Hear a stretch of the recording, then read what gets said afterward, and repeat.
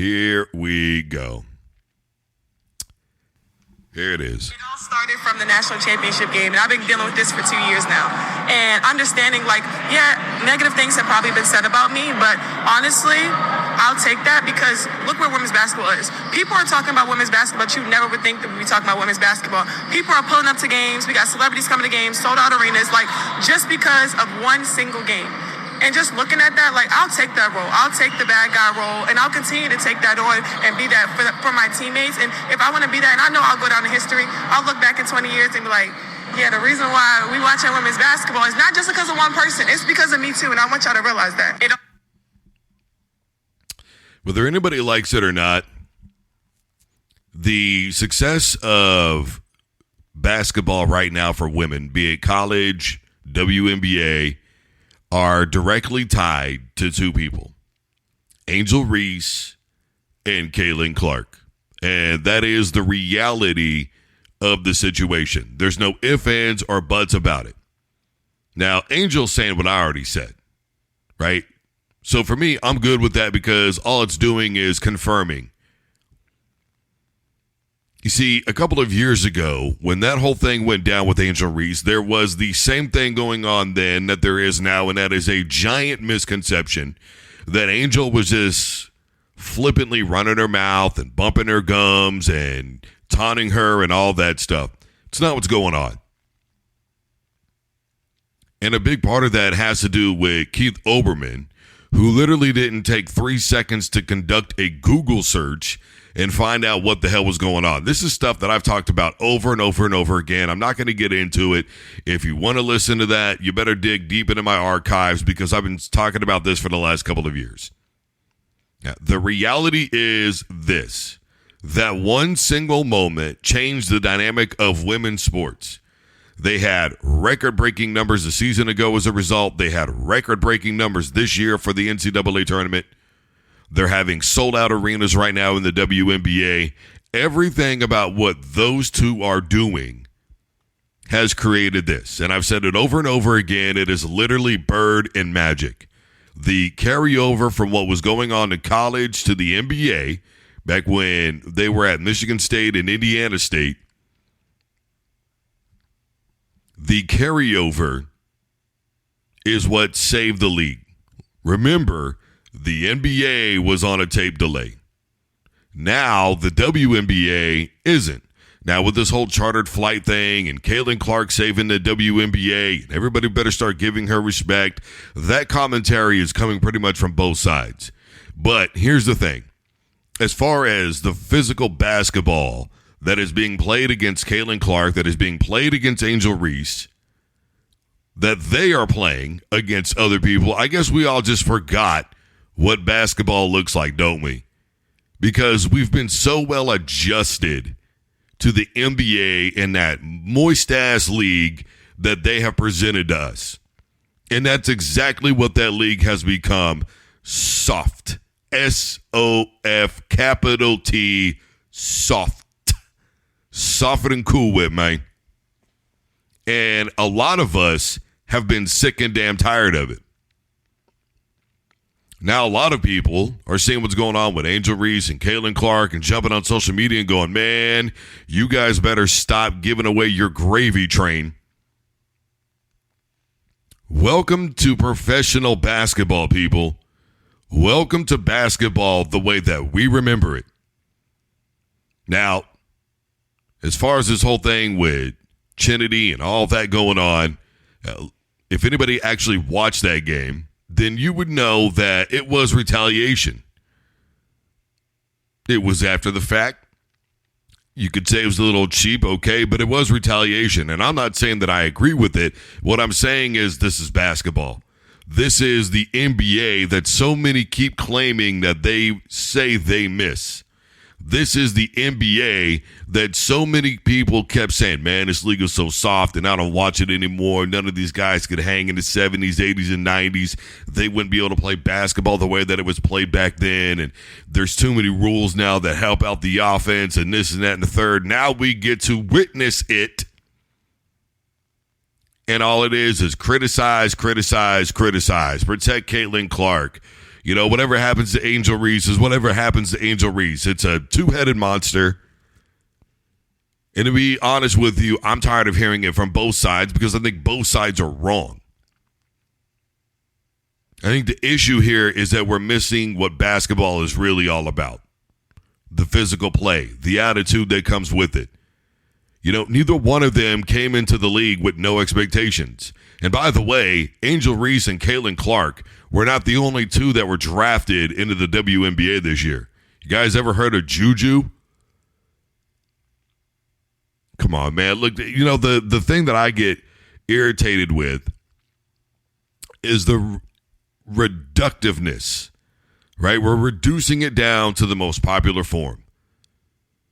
And this is what they are choosing to use to exploit the NBA or the WNBA, and it's nauseating because there's so much more to what's going on right now. And to me, all this is honestly good for the WNBA. All these people, it's not a good look for the WNBA, and it just, they've got to stop this, and this whole thing's got to get under control. The league's just now starting to make it, and all they want to do is beat up their best players and da-da-da-da-da. Bro, when you first become a pro at anything, you get beat up. Does anybody remember Reggie Bush? Remember there was a time when John Madden said that Reggie Bush is making the NFL look real easy. That was until a playoff game against the Philadelphia Eagles when Brody got lit up. Lit up. You got any barbecue back there? My man Gus Johnson. What I'm telling you is, it happens. Now, we're going to find out who's really tough. Because if you ask me, Caitlin Clark has shown some toughness, but she's also shown some real softness. Angel Reese ain't shown no softness. Man, it's a WNBA. This is basketball. Of course, they're going to give me a little what for. I'm here for it. Caitlin Clark, it's just not a basketball play. It's not a basketball play. I don't like it. This isn't fair, guys. Just get used to it. Whatever, bro. Better toughen up because ain't nobody playing.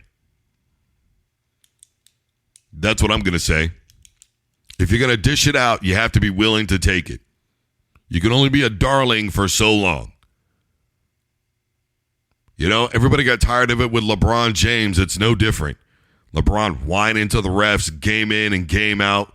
At first, a lot of people were going, well, he is getting kind of roughed up. After a while, it's like, damn, man, can you stop flopping, bro? Kaylee needs to stop acting like Trinity really went after her and just mauled her and waylaid her. All right? That really wasn't that volatile. Stop the cap already. Everything's going to be okay. Everybody's fine. She got up. She finished the game. It's all good. This is basketball. Whether anybody likes it or not, like I said, and I want to reiterate this because I guess I'm going to have to, we've been conditioned to what the NBA is now. They've allowed this Euro invasion by changing the rules to make it more economic for the NBA players when they go into the Olympics because they started getting cooked because they couldn't keep up with the rules and all the different rule changes. And so the NBA said, fine, we're going to make it universal here. That allowed the Euro invasion. It's a completely different game of basketball. I'm not hating on Luka. I'm not hating on Jokic. I'm not hating on Giannis. I'm not doing none of that. What I am telling you is they adjusted for one thing, opened it up to everybody else, and now we see basketball the way that it is in the NBA. The WNBA hasn't done that. They've gone, look, this is our game, and we're going to preserve it as they should.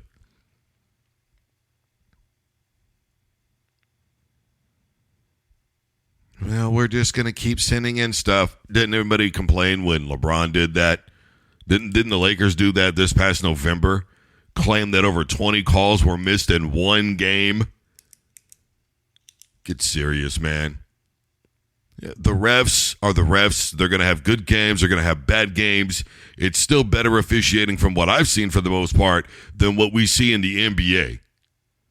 How many times did people get fined in the NBA this year for speaking out? How many people were frustrated at the officiating for the NBA? How many times did I give out statistics about technical calls from, 2005 to 2019, and then all of a sudden there was an explosion of texts?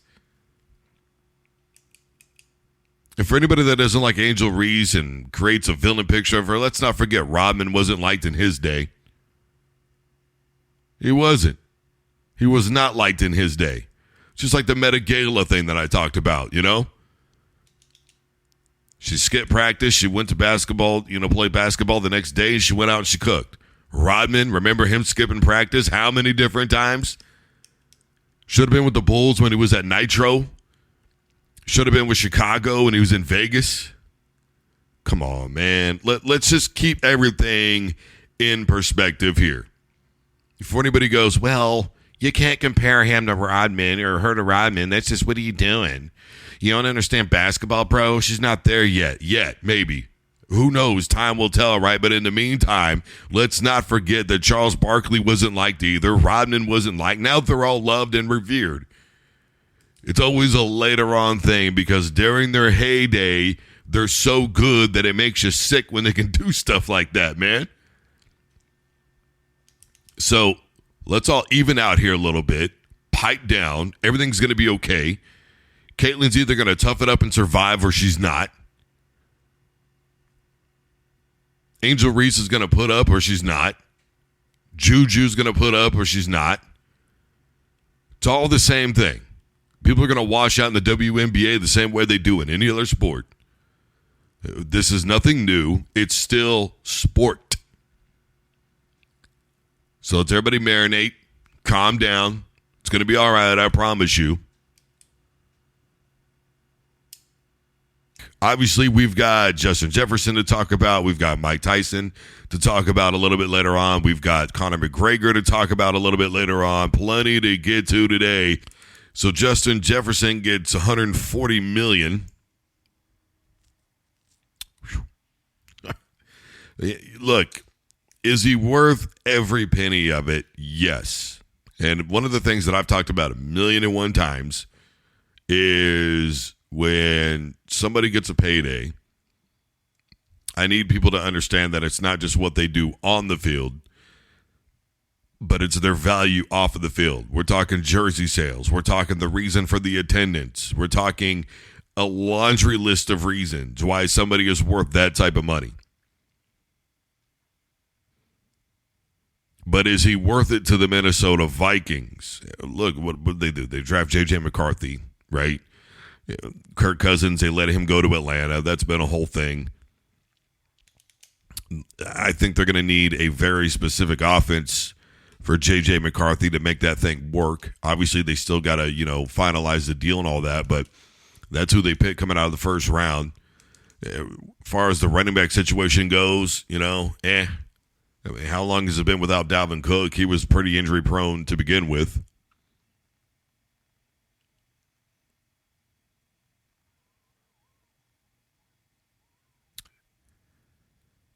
I'm just not sure. I mean, because what, you got like Aaron Jones and I'm not sure that you pay him that kind of money just solely because I think you need to leave the door open for some other really good players, especially right now. Yeah, you got a rookie quarterback. Yeah, he's going to have to start right out of the gate. There's no ifs, ands, or buts about it, right?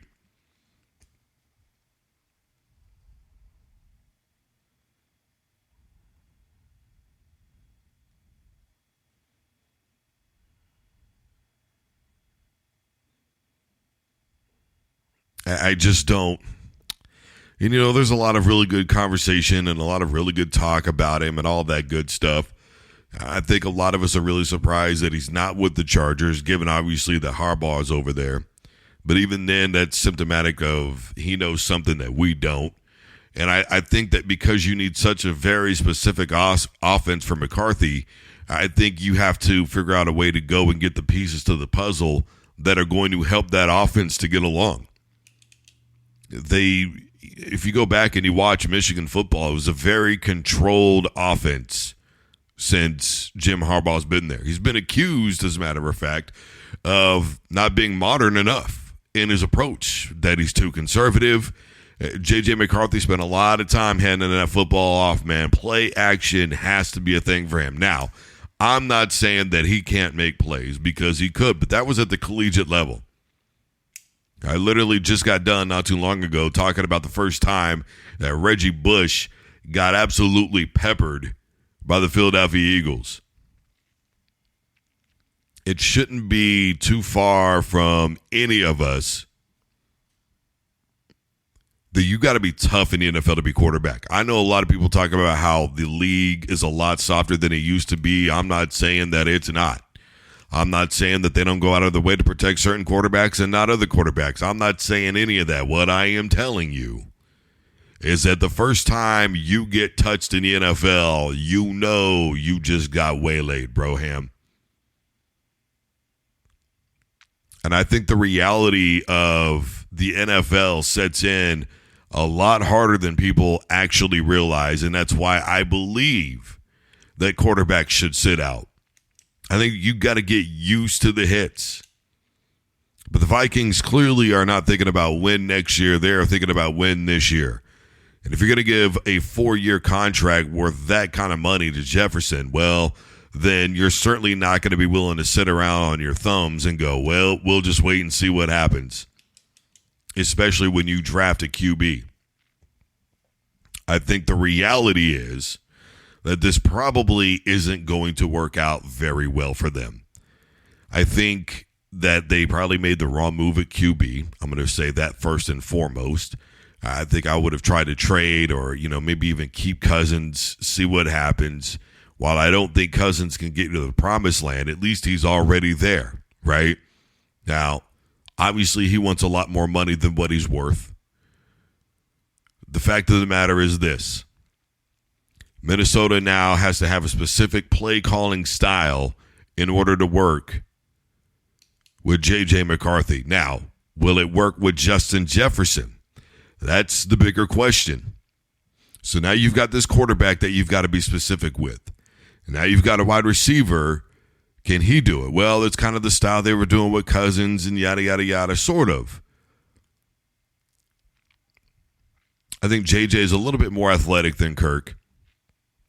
I think you have a few more plays that you can run in the stash. And I think you can run some option plays a little bit better. But the NFL is still a timing league. And timing plays work the best 75% of the time in the NFL. But that's when you have a quarterback who understands the timing. Look, being a quarterback is not just about your arm strength. It's not just about your ability to run the football. It's about when you've got a guy in your face, you know the routes so well and you know your players so well, your teammates, I should say, so well, that you know exactly what they are going to be when you throw that football. And your predictability is predicated upon seeing the defense beforehand. And when somebody's in on that slant route and it's 5, you got to know. You got to know exactly where they're going to be at when somebody's in your face. That is a big part of standing in the pocket and taking hits. Just knowing where somebody's going to be. It's got to be that way when they're 40 yards down the field on a 9 route. I don't know that Minnesota does very good this year.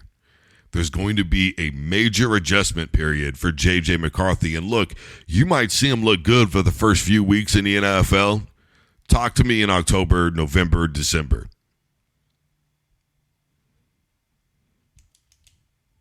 I just really think that if Jefferson wanted this type of money, I think he could have gone somewhere like L.A. or somewhere like that with an established running game, an established quarterback, a fairly established offensive line. I know that there's no more AD on defense anymore, all right? But, the fact of the matter is they've got somewhat of an established defense. You've got an established football coach. I think that, to me, would have been a better move for him now. I appreciate his loyalty to Minnesota. This is where I want to be. This is who I want to give me the money. This is where I want to stay. If they can make it happen, I'm going to be here. And I can appreciate and respect the hell out of that. But what I'm saying is I just think that this is going to be a tough season for Minnesota. I think that if any one thing gets out of place, you are going to see McCarthy struggle hard. As long as everything works the way that it's supposed to, and that's an on-cue situation, which everything is perfect in a perfect world, right? We'll see how he does when he's under pressure in the NFL. It's going to be real tough coming out of the gate. I think Minnesota's got about 2 or 3 years with McCarthy before they are able to really make something happen. And by then, Jefferson's going to be coming at the end of his contract. And how well has he performed by then? Are we going to be blaming the quarterback? Are we going to be blaming the play calling? Are we going to say it's on him if it doesn't work out? If it does work out, are we going to be saying it's the quarterback? Are we going to be saying it's the play calling? Are we going to be saying that he's making his guys look better than he is? I mean, that's, there's going to be so many different ins and outs to this whole thing when it's all said and done that I don't know, man. I mean, look, I've never had a problem with anybody going out and getting their money. At least JJ has proven, and by JJ, I mean Justin Jefferson, not McCarthy. Yeah, he got his national championship, and that's all fine and well. Yeah, but it's the NFL now, Brody. So we'll see how it goes. Not a big fan of the situation right now in Minnesota, but it is what it is. Before anybody calls me a hater, understand I'm just doing my job for one, and for two, I've got no stake in the NFC North. I really could care less if I'm being honest with you. I'm an Eagles fan. I'm a Broncos fan. I mean, I grew up, my pop was a huge Broncos fan. That was the first team that I loved as a kid growing up, but then I saw Randall Cunningham play. Sue me, I don't care. I just really like sports, to be honest with you. Regardless, we got to take a break and pay some bills. Don't you dare touch that dial. Block 50 Global Radio, the greatest in hip-hop and rap.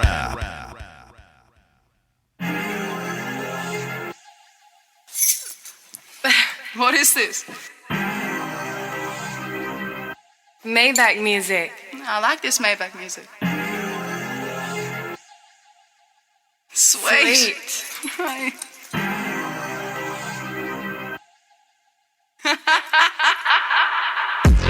Wanna see you lose when you're making moves. We bringing tools in any rooms, we try to break the rules. Haters, they ain't goons, we try to make a fool. I never thought I'd make the fourth before I made the news. Having a threesome with some, this still ain't a muse. I pick and choose, put on my juices like I lit the fuse. I call the shots and all the killers be like, what's the move? 100 grand, you and your little man, getting split in two. My life got way realer, playing with the millions and it turned me to a maid. Anywhere in the cash type reacted when they play with it. Statements got retracted when it's ready cause we sprayed. Mafioso, sipping low balls, jumping off the chopper to the yacht. Off the Gold Coast, we was sold choppers on the block, selling cocoa. Now we treating models like they thoughts out in Soho. 30 million cash through these bags. They never thought I'd go this far just from a pen and pad. I see my dog kill my dog just to get a stash. He went up top, they banged him out, got that slag. Too much money and power, walk up in the spot, a bunch of steppers, we talking the chopper. Too much money and power, hustling 24 hours. Too much money and power, stumble to the pounds with a baddie in the shower. Too much money and power, hustling 24 hours. I left your team in the red tape, digging through their pockets, left their shoes unlaced. Homicide on another case, mouth wide, gold teeth with a pale face. Man couldn't read, had impediments, but they never would leave any evidence. Your mother still in pain, it been a few days, but you know this always came with minimum wage. They thought it was a game till the shots rang. 6 laying on the same box spring. How you dead broke but got a dope charge? Gotta rob a bank just to post bond. Got a chopper with me for the close calls. Helicopter on the roof cause I won't walk. Killing in the streets, I call it a feast. 20 million I could see and all in a week. Boss. We only on the yachts for tequila shots. There's only baby word when we lead a lot. Calamari in California, yeah, I wanna kiss. All you envious devil demons, you can suck it. I hope you die Ride slow with your blindfold. You're still at home with a mind blown. I got a pool in Paris and some buffaloes. And I got a pool in Paris and a bungalow. Still flipping numbers, talking summer sauce. Everybody get to eat, that's when I wanna call. Double M. Sipping champagne, I own it myself. You better learn to own you some wealth. Too much money and power. Walk up in the spot, a bunch of steppers. We talking the chopper. Too much money and power. Hustling 24 hours. Too much money and power. Stumble to the pounds with a baddie in the shower. Too much money and power. Hustling 24 hours. Somebody too good to be true.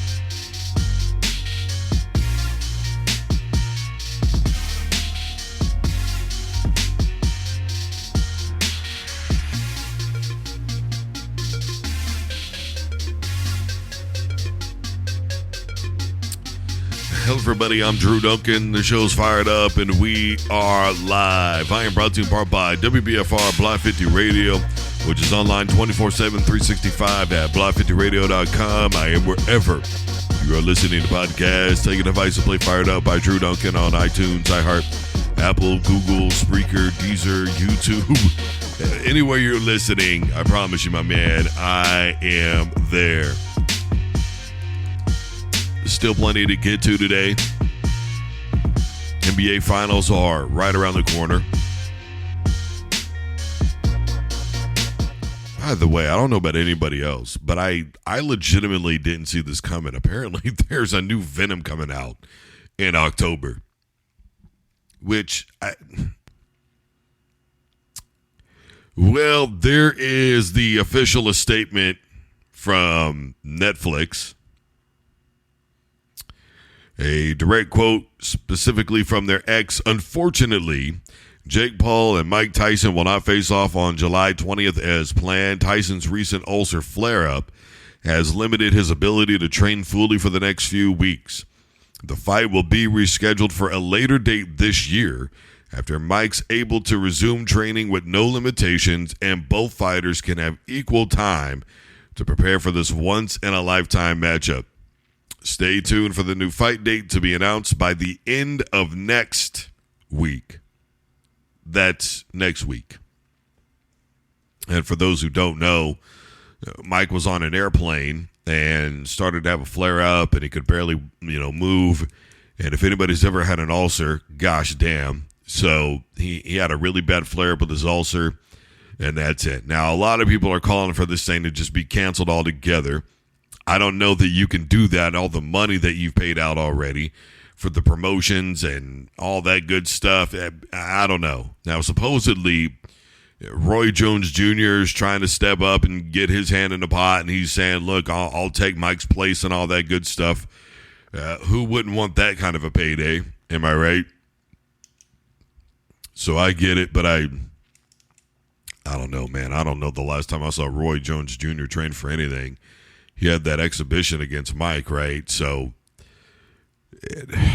yeah, look, man, here's the bottom line. It's going to be a while before we get to see this fight. So from now on, let's not hear about it. This is why I quit talking about it. I wanted to see this thing happen. I said umpteen times, we'll see it when we see it. The fact that at his age, Mike can even pass the battery tests that are necessary in order to be able to fight is kind of beyond me, if I'm being perfectly honest with you. I can't believe that the commission would be allowing this to begin with. So now we've hit that crossroad, right? And people are blaming stuff like this on Mike's age. You could be any age and have a friggin' ulcer, bro. I've known 6-year-olds with ulcers. Seriously.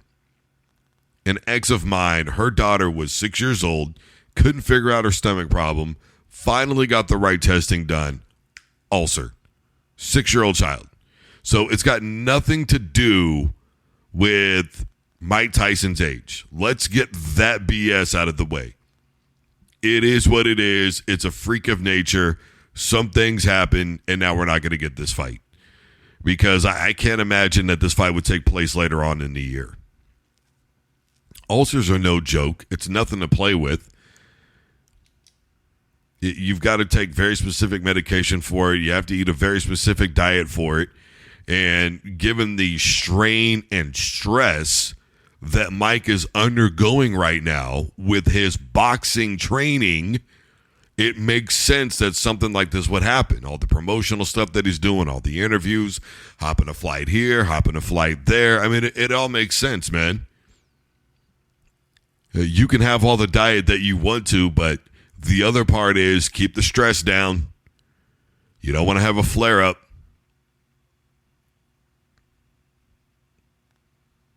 I would be venturing to guess that they're probably going to have him undergo surgery for it, which is going to delay this thing even longer if they're really serious about doing it. Netflix may have to chalk this up to a loss. We'll see what happens. I don't think that they do because of all the money. But at this point, you've got how many new subscribers that probably only got Netflix specifically for this fight because they don't let you share the password stuff anymore, man. They don't let you do that. They're like, nah, bro. That ain't happening, amigo. We're not doing that, compadre.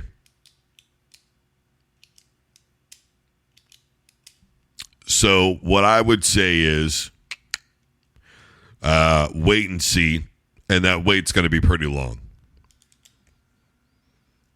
So there's that. In a weird twist, a somewhat similar thing has happened with Conor McGregor and Michael Chandler, right?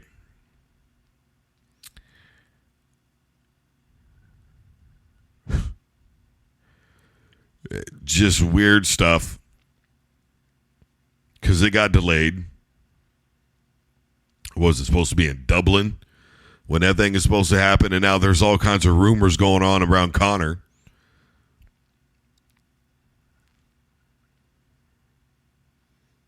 The UFC hasn't said anything about it. Supposedly this thing is still on for UFC 303. The only thing that the UFC has said is that they're apologizing to the fans and the media. They're going to give a new date whenever they can, but the fact of the matter is that whole thing is turning into a sham now. You've had Conor McGregor posting himself all over social media, getting crazy in clubs and stuff. Now, to be fair, you've never seen him with a drink in his hand, right? So we don't know that he's all the way messing around, but it's obvious that he is having some fun, which is nothing new for Conor McGregor. I don't know if we can blame that. We're not really sure about what's going on. I think what's happening is whatever the back end of this is, the UFC is going to spin this however they need because they don't want to lose any real interest in this fight. Because if people think that McGregor is going to walk in there and get dumped on in the first round, why in the hell are they going to do that? People do not want to pay good money to see McGregor get slept in 10 seconds. Why? Because they don't want him to go, man, he didn't even take his training seriously. He was out at nightclubs. He was out at bars. He was getting freaky. He was doing this. He was doing that.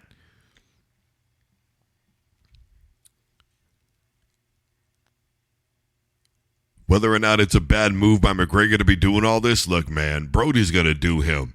And I don't know if anybody knows this or not, but McGregor pretty much he doesn't give a damn about your opinion. He never has, and he never will.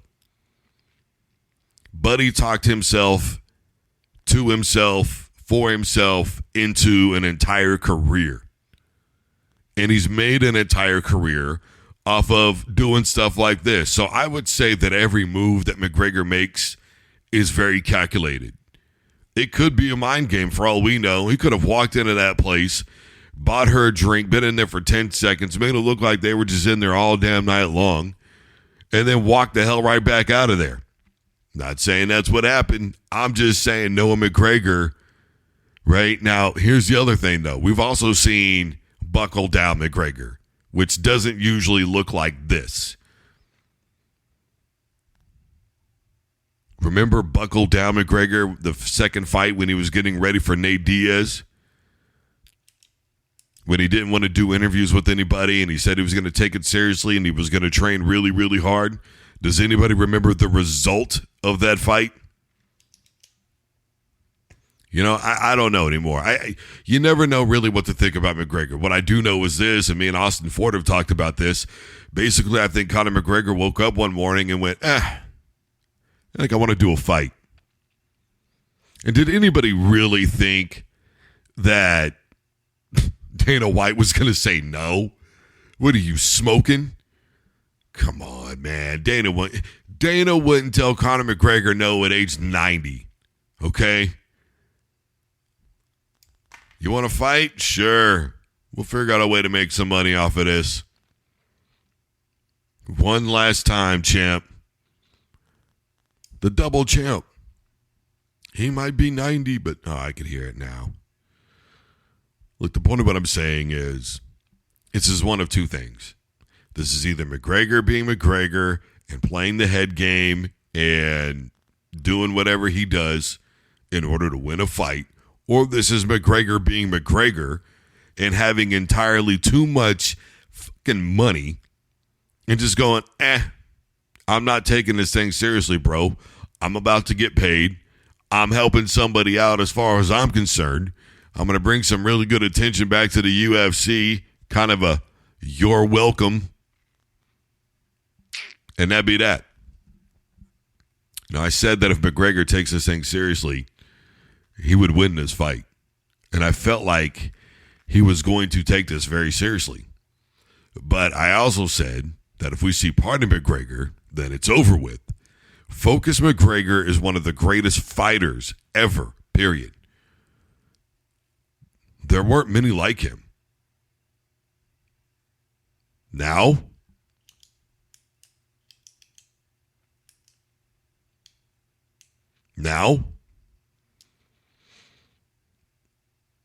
him fighting Floyd Mayweather was the worst thing that ever happened in his career. It is the absolute worst thing that ever happened in his career. He just lost all of his hunger. We may never get that McGregor back. I hoped for it. We may never. I don't know, man. I don't know how to really assess this situation, if I'm being honest with you. It's just with Conor, it's all smoke and mirrors a lot of times, and I don't think you ever really actually know what you're seeing. Seeing is never believing with him, man. I'm telling you. Well, NBA Finals in a couple of days. Boy, I tell you what. I remember very vividly saying Dallas needs to send a message to Boston.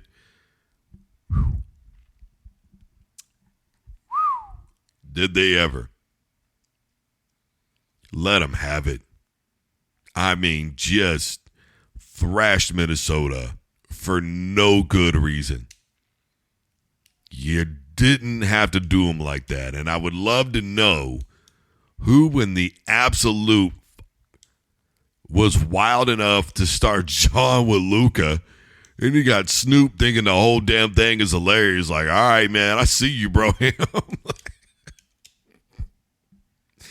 Ooh.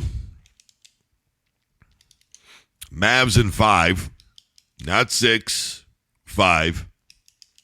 I think Boston gets an opening night win, and then after that, I think Dallas peels off about 4 in a row. I just don't see where defensively Boston is going to have anything for the Mavs. Explain to me where you look at the Celtics and go, defensively, they can stop Kyrie. They can stop Luka. Come on, man. Let's just be honest about what the hell's going on in Dallas right now. It is showtime in Dallas. They are hard in the paint. They are disruptive on defense. They are better in the fast break. I just don't see it. I know that Boston had the better year, but nobody did better before the deadline than the Dallas Mavericks.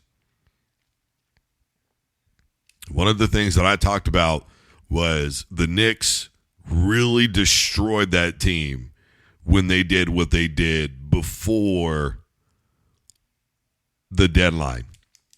Dallas enhanced their team.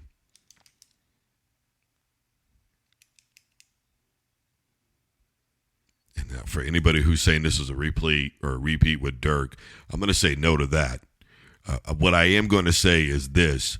I think Luka and Kyrie especially, I mean, come on, man. All the hate that he got when he was in Boston, all the hate that he got after he left Boston, I get it. He wanted to stay there. At least that's what he said. If so facto, he ends up with the Brooklyn Nets. I get it. But you know what? At the end of the day, it is a business, folks. And I'm telling you right now, I think Kyrie is on a mission. Brody isn't playing around. Has anybody really watched Dallas play? It is street ball. It is straight up street ball right now. They are playing physical. They are playing angry. They are playing with chips on their shoulders. They are in control while seeming to be out of control. They're running their mouths at everybody, and they're going, bro, stop us. If you don't like what we're doing, then go ahead and stop it. In the meantime, we are conducting business as usual. I mean, it's almost like the old N1 days, man, where they're just going to everybody's court, pulling up and going, all right, Broham, let's do it.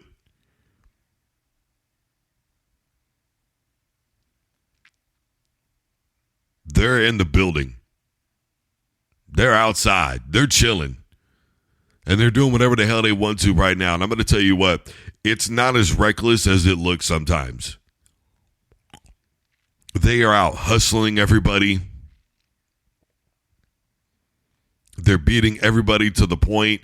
Look, if Boston wants to get by Dallas, and I mean this, if they want to get by Dallas, then two things have to happen. Number one, Tatum is going to have to be almost perfect. That's number one. Number two, they're going to have to switch it all up on defense. You cannot think to yourself, we can go man-to-man, one-on-one with anybody in Dallas. You got to figure out a way to get the ball out of Kyrie's hand and out of Luka's hand. You have to force the issue, and you're going to want to keep everybody on the perimeter. You start letting them get inside with those creative dunk plays, and I'm going to tell you what, man, you are going to be embarrassed. This is the same Dallas Maverick teams that had 18 dunks in one game, which, by the way, they dominated.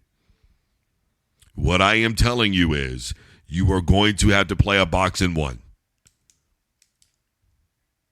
You're going to have to play a 3-2, and you are never going to be on an island with anybody. Because if you go one-on-one, it ain't happening. I'm switching out of the box and one, the 3-2. Every now and again, I'm letting them go man-to-man, but you've got to keep this tempo slow. You have to force them into a strict half-court offense. Once they figure you out, once they start realizing that they can run and gun on you, it is over. Boston cannot keep up with Dallas. They are going to have to figure out how to get Dallas into a half-court offense, keep them there, and then offensively, I'm taking my time, I'm running plays, I'm doing old-school basketball, and I am making it work. Because I do not want to get into the flash show with this team. Brown's not going to be able to do this all by himself. He needs Tatum. All right, everybody, I am Drew Duncan. The show's fired up, and we are live. I am brought to you in part by WBFR Block 50 Radio, which is online 24/7, 365 at block50radio.com. I am wherever You are listening to podcasts Taking Advice to Play Fired Up by Drew Duncan on iTunes, iHeart. Look, just Google Fired Up by Drew Duncan, my man. I promise you I'm going to pop up. Wherever you're listening, I am there. Facebook, Twitter, and Instagram is all at Drew Duncan Radio. Do not forget that I'm going to be on the HHN TV, Hip Hop Network TV, coming this August. You can download the app on your Roku, your Fire Stick, the HHN TV app. You can download it on your Android, your iPhone, your iPad, whatever you got. Wherever you want it, that is where they are. Your local programming is next. Don't you dare touch that dial.